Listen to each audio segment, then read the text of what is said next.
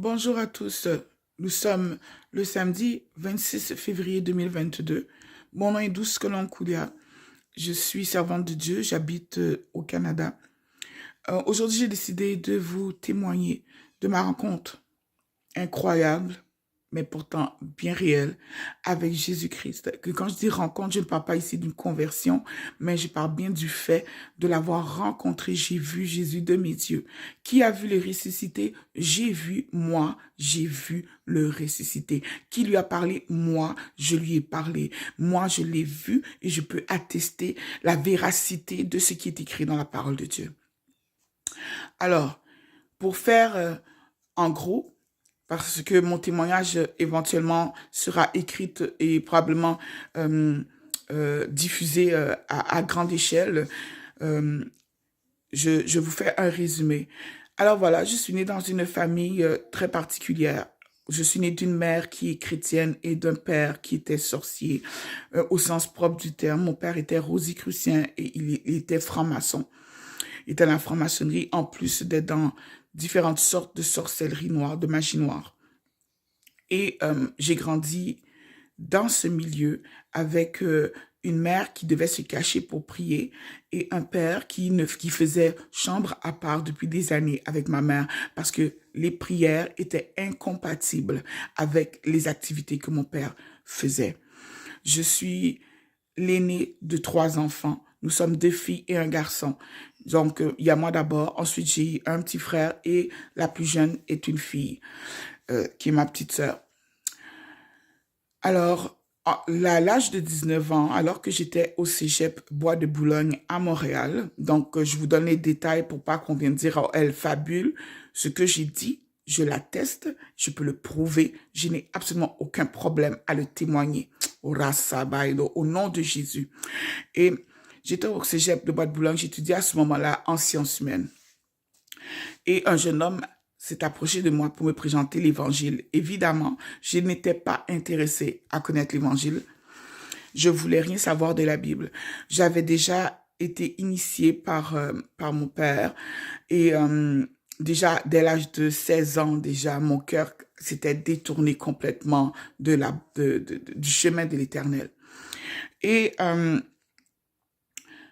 voilà que pendant que j'étais au cégep, ce jeune homme m'a parlé du Seigneur et j'ai fini par accepter Jésus dans ma vie. Et je lui ai demandé, j'ai dit, ton Jésus, est-ce que si je l'accepte dans ma vie, il pourra me protéger des monstres et des créatures absolument abominables que mon père sert, que les gens sur la terre pensent qu'ils n'existent pas et pourtant moi je les vois clairement, ça débarque dans ma chambre sans problème. Et il m'a dit oui. Oui, Jésus peut me protéger de cela. Et c'est à partir de là que moi j'ai dit, ok, je tente le tout pour le tout. Et c'est comme ça qu'il m'a emmené dans une des salles de classe du cégep qui était libre. Et il m'a simplement demandé de répéter après lui. Moi, Marie, j'accepte Jésus-Christ comme sauveur et Seigneur. Et voilà. Et dès que j'ai fini de dire cela avec tout mon cœur, soudainement, ça n'a pas pris une minute, hein, ça a été instantané. J'ai senti un poids se retirer de ma poitrine. C'est comme si, pendant des années, un éléphant s'était assis sur moi et que je m'en étais jamais rendu compte. Je suis devenue complètement légère.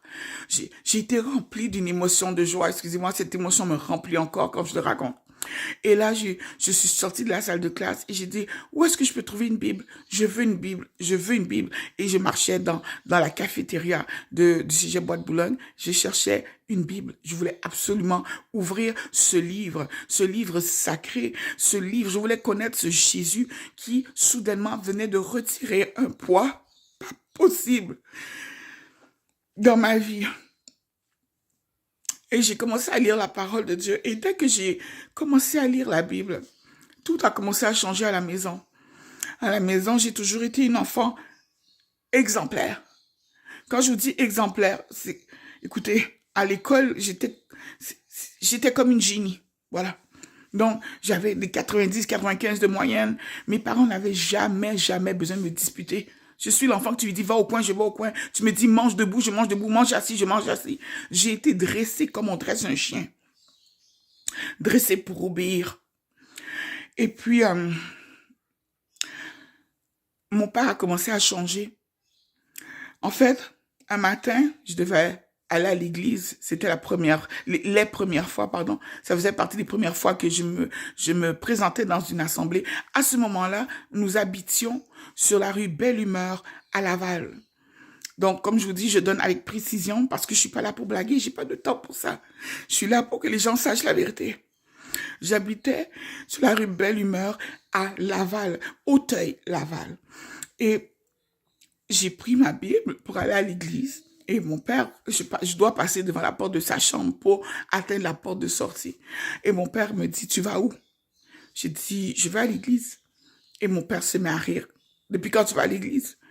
Et je lui dis, ben, j'ai accepté Jésus dans ma vie comme mon sauveur et comme mon Seigneur. Et mon père s'est mis à se moquer de moi. Il s'est mis à rire. Comme, vous savez, comme la plupart d'entre vous, vous riez des chrétiens. Comme la plupart d'entre vous. J'ai pas prêté attention. Je me suis dit, de toute manière, dans ce dans quoi tu es toi, c'est quand même pas mieux que ce dans quoi moi je suis. Alors, j'ai pris ma Bible et je suis partie. J'avais 19 ans exactement à ce moment-là. Et là, je n'ai pas eu l'occasion de refaire ce geste que de me lever et d'aller à l'église. Parce que le dimanche qui a suivi, mon père s'est mis en colère contre moi. Parce que j'avais emmené à la maison le jeune homme qui m'avait emmené à la conversion. Je voulais le présenter absolument à mes parents parce que il m'a fait du bien, vous comprenez. Je l'amène à la maison et ma mère le rencontre, mais les parents du jeune homme, déjà en partant, déjà lui-même, hein, ses propres parents ne m'aimaient pas parce que eux, dans leur tête, j'allais épouser leur super fils là. Et puis que j'étais pas assez bonne pour leur fils, alors que moi, j'étais même pas dans cette dimension-là. En fait, je pensais même pas à l'épouser. Comment je peux penser à l'épouser? J'ai 19 ans. Mais c'est pour vous montrer, lorsque le diable veut vous bloquer, comment il peut monter la tête des gens, puis rendre nos parents même stupides à la limite. Pensez vraiment, la pensée de ses parents et de mes parents, c'était absolument d'un ridicule. Et là, quand mon père, il rentre, parce qu'il était absent, mon père, il rentre, et là, il dit, j'ai appris que tu as emmené un jeune homme à la maison. Bien sûr, j'ai emmené un jeune homme à la maison, c'était pour le présenter à mes parents. Et mon père, lui, il a décidé que, parce que je l'ai emmené à la maison, forcément, j'avais couché avec. Je veux vous dire une chose. À 19 ans, j'étais 100% vierge. Jamais pensé à sortir avec un mec. Ça m'intéressait pas. Ce qui m'intéressait, c'était de réussir mes études, puis d'avancer dans la vie. Et là, mon père est rentré dans une colère injustifiée, et c'est peu dire.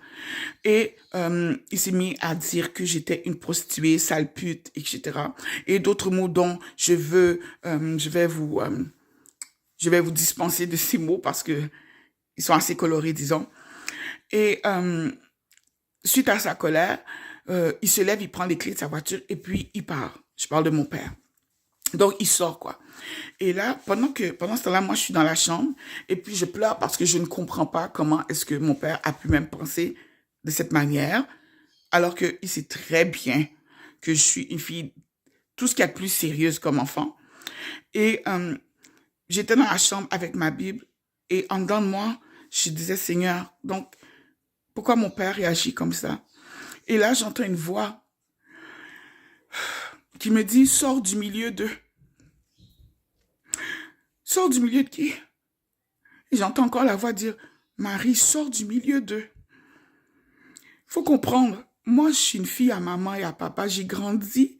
Écoutez, je savais même pas comment utiliser une carte de guichet, je savais pas comment payer des factures. Je ne savais rien de la vie, à part prendre l'autobus 31, Auteuil, ok, pour aller au métro Henri Brassard, 67 pour me rendre à l'Institut Reine-Marie où j'étais élève, et vice-versa. C'est à peu près tout ce que je savais faire dans ma vie, en plus d'étudier. Alors là, la voix est devenue insistante. La troisième fois, j'ai pris un sac, j'ai mis ma Bible, j'ai mis mon portefeuille dedans, ma carte d'assurance maladie. J'avais sur moi un chandail. J'ai mis le chandail et puis je suis partie de la maison en courant. Je n'oublierai jamais la tête que ma mère faisait tellement elle pleurait. Et mon cœur se déchirait. Je me suis dit, waouh, moi qui aime tellement ma mère, puis je m'en vais puis c'est dans la honte en plus que je m'en vais, mais la voix était forte, elle me disait sors, sors, sors. Et là, j'ai pris mes affaires et je suis partie en courant à l'arrêt d'autobus de la 31. Alors là, je reste là, j'ai attendu le bus et pendant que j'attendais l'autobus, je priais dans mon cœur pour que mon père ne revienne pas avant que j'ai pris le bus. Parce que je sais qu'il m'aurait bloqué. Donc, à ce moment-là, pendant que je priais, l'autobus est arrivé. J'ai tellement remercié Dieu pour ce moment. Je suis montée dans le bus. Je n'avais avec moi qu'un sac à dos qui contenait une Bible avec mon portefeuille et je portais sur moi un chandail de laine, un cardigan on dirait, parce que c'est ouvert en avant. Je me suis rendue au métro Henri Bourassa. Au métro Henri Bourassa, à cette époque-là, il y avait encore ce qu'on appelle le terminus. À l'intérieur, on pouvait acheter à manger. Je me suis assise là. Je vais vous sauter les détails de cette partie-là qui est assez intense parce que je veux vraiment parler de la rencontre en tant que telle. Et je reviendrai là-dessus, éventuellement. Et maintenant, bon, ça fait quelques semaines que je suis dans la rue. Je dors dans la rue. Je croise les élèves qui vont avec moi, qui allaient avec moi, pardon, à Bois-de-Boulogne. Et quand les élèves descendent de l'autobus et qu'ils me voient, les élèves rient.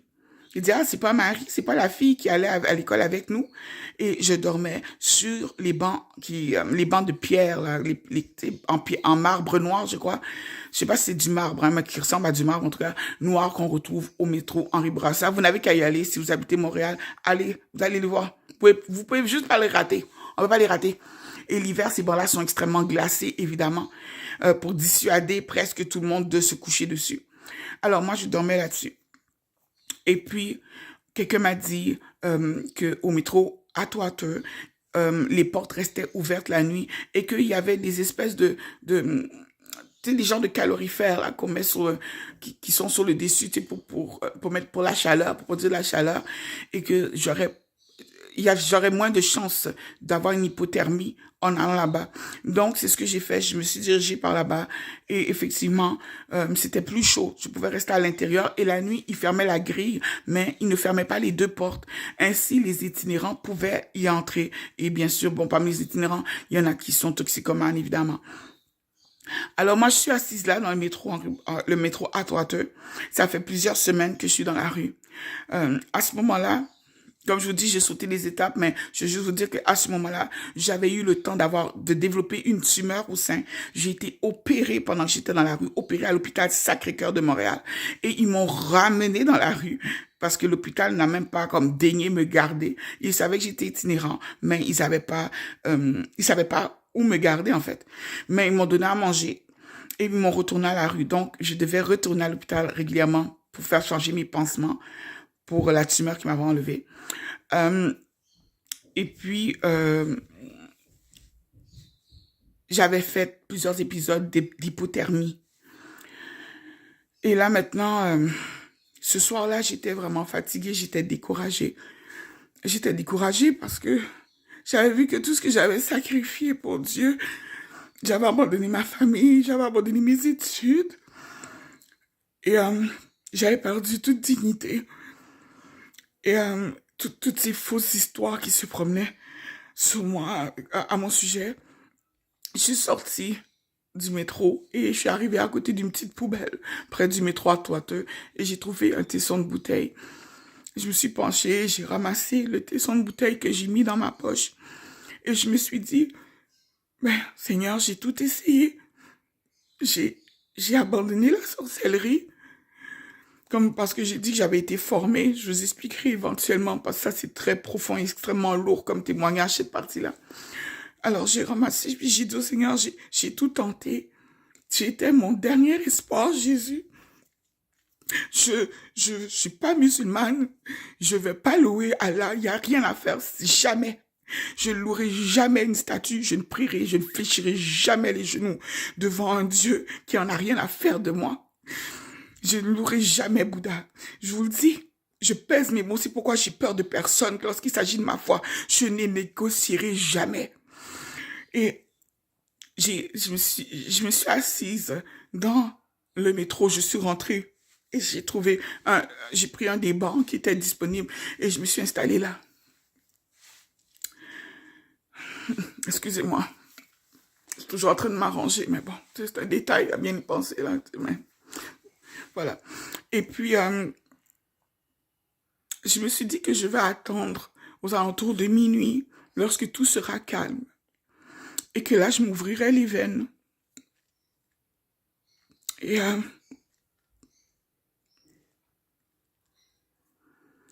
le jeune homme qui m'avait présenté l'évangile, il était là.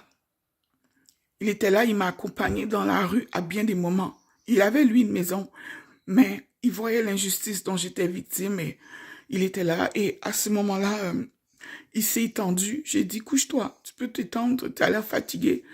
Donc, j'ai dit, moi, de toute façon, j'ai une femme de taille forte. Donc, le banc n'était pas suffisant pour moi. Donc, il s'est couché, il a mis sa tête sur ma jambe. Et puis, moi, avec ma main droite, je jouais avec le morceau de bouteille qui était dans ma poche. Lui, il ne savait pas. Il ne savait rien, évidemment. Et là, je regarde le temps qui passe et soudainement, aux alentours de minuit, je vois un itinérant, en tout cas, quelqu'un qui semblait être un itinérant, qui pousse la porte du métro à Toiteux. Vous savez, les portes battantes, là, pour rentrer. Et il avait sur son dos un sac. Il enlève le sac à dos et il va près du mur, le mur qui est le plus près de la porte, justement. Et il sort de son sac 3 bouteilles. Il a sorti une bouteille de shampoing, une bouteille de revitalisant. Je sais, c'est vraiment fou, mais c'est bel et bien mon témoignage. Et une bouteille de crème à raser. Et il met ça le long par terre. Et il dépose le sac à dos juste à côté. Et moi, je le regarde et puis, dans mon cœur, je dis, Seigneur, écoute, c'est vrai que je dis que je n'avais marre de la vie, mais je veux pas en plus avoir à gérer un homme que je connais pas. Ça, là, franchement. Et il s'est approché de moi. Il y avait pourtant d'autres personnes, mais il s'est approché de moi. Et ma main était toujours dans ma poche. Et le monsieur s'est mis, je vous dirais, à peu près, peut-être moins d'1 mètre de moi. Et il me regarde. Il me dit bonjour. Et je lui dis bonjour. Et puis il me dit, est-ce que tu connais Jésus?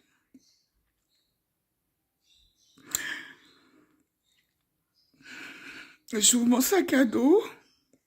Je sors ma Bible, qui était ma première Bible.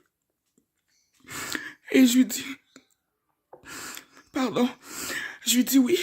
J'ai dit, je connais Jésus, regardez.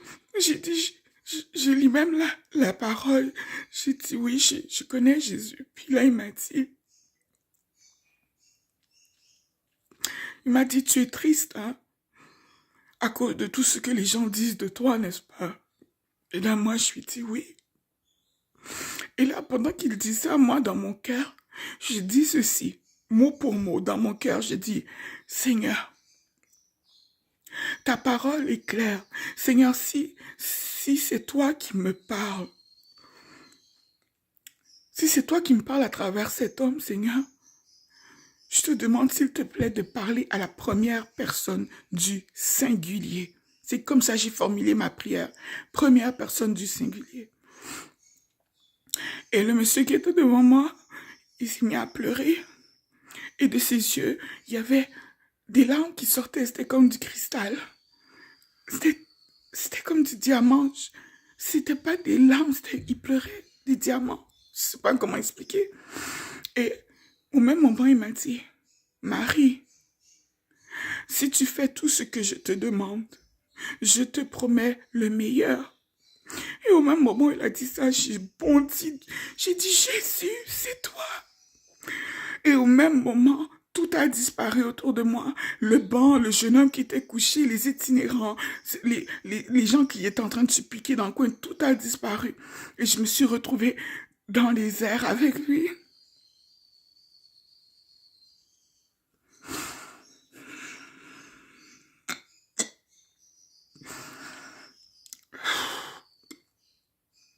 Il m'a montré les étoiles du ciel.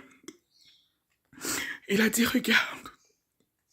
Et j'ai regardé et il a dit, Marie, quand tu pries, quand tu me demandes de venir, il dit, ce n'est pas que je t'entends pas, je t'entends. Mais si j'exauce ta prière, ils seront nombreux comme les étoiles du ciel, ceux qui mourront. Et je me suis souvenu que mon frère n'était pas converti. Ma sœur n'était pas convertie. Mon père ne l'était pas non plus.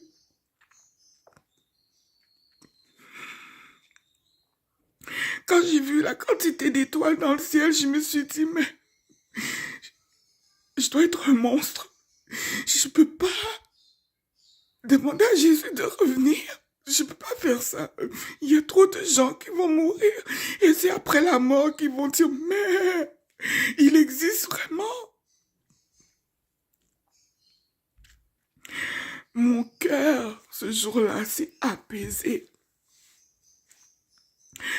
Quand il m'a dit ça, j'ai compris que j'étais aimée.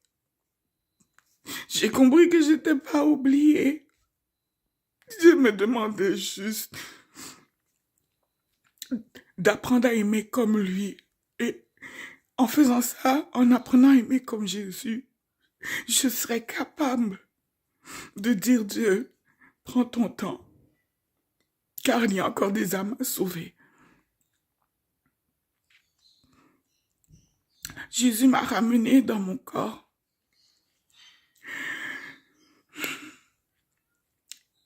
Et la Marie qui était triste ne l'était plus.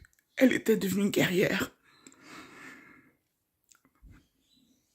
Je venais de voir ce que beaucoup d'êtres humains souhaitaient voir, ce que beaucoup de pasteurs ne verront jamais. Je venais de voir les ressusciter. Ça me fait tellement mal quand je vois les gens comme adorer des statues. Tu leur dis que le catholicisme c'est pas bon, ils te disent ah blabla. Tu leur dis que non c'est pas Bouddha, c'est pas là, il faut te dire oh, blabla. Jésus s'est appris à me taire, mais je vois les gens périr. C'était la première fois que je rencontrais le Jésus. Non, c'est faux. C'était la deuxième fois, parce que la première fois, j'avais 12 ans, mais c'était en songe. Et là, je vous parle de quelque chose que j'ai vécu live. Je me suis levée, j'ai enlevé le morceau de bouteille qui était dans ma poche, je l'ai jeté à la rue, je l'ai jeté. Et l'homme qui était devant moi, qui pleurait, son visage s'est illuminé. Il me parlait, mais j'avais plus besoin d'ouvrir la bouche, j'entendais maintenant sa voix à l'intérieur. À l'intérieur de moi, je l'entendais maintenant, j'avais même plus besoin de parler. Il y a eu à ma gauche, il y avait 2 itinérants assis par terre à ma gauche qui étaient en train de préparer des seringues pour se piquer et une dispute a éclaté. Et là, Jésus a juste tourné sa tête, il a marché vers eux et soudainement, la dispute a cessé et les 2 personnes se sont séparées. Un est parti à gauche, l'autre est parti à droite. Et là, j'ai regardé, je fais, waouh, ok, je rêve pas. Je rêve pas, je peux me pincer, je peux me mordre. Il est réel, il est vraiment devant moi. Il m'a regardé une dernière fois. Et il est sorti par la porte du métro. Et moi, vite, je me suis levée. Il n'y a pas grande distance là, il y a quoi, 3 ou 4 mètres entre nous. Il passe la porte. Et moi, je cours derrière lui. Et quand, à peine j'ai franchi la porte, il avait disparu.